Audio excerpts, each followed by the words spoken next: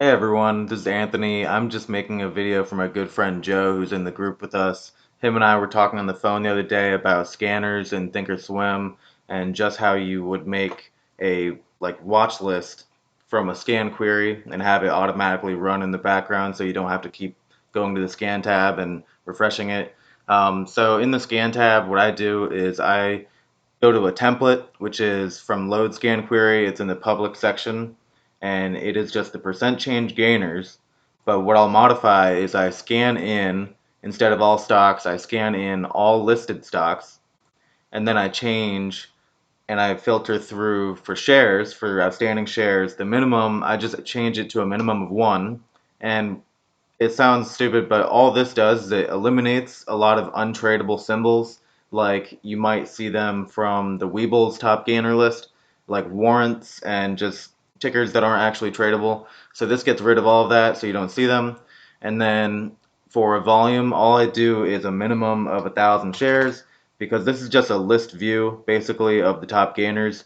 And I'll change the quantity to show, I'll change it to 2,000, and this will just show the top gainers, and I don't want to have to scan for it in the scan tab, so I will go to save scan query and I will click yes, and I'll change this to just gainers.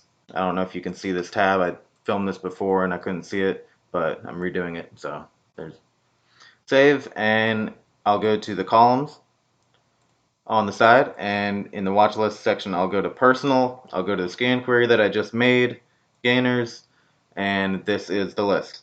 So also my favorite thing is I will link everything together. So I don't know if everyone knows this, but you can link all of these gadgets in Thinkorswim. You can I usually just change it to red or one, and I'll link the news terminal, the chart, and the watch list, so that whenever I click on one, it just brings up the ticker from the scan with the relevant associated news, and you don't have to, drag everything around or switch anything. So that's basically how I do that. And of course, you guys know I use the mark percent change column. That's very important for seeing the price change pre-market and just for seeing the overall gain on the day instead of using percent change.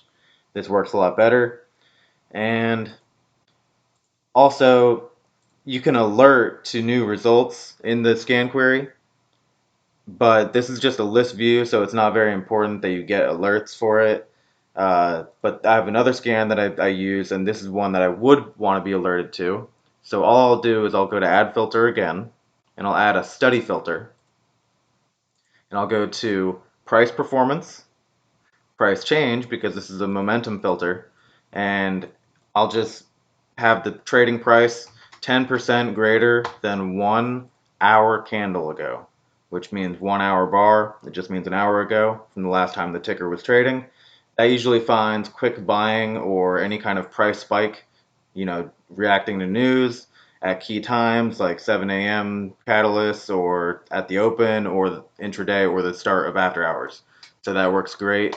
So I'll just have the same, quantity as 2,000, even though you'll never get more than like 10 or more than like 5 really of tickers that are actually spiking and tradable.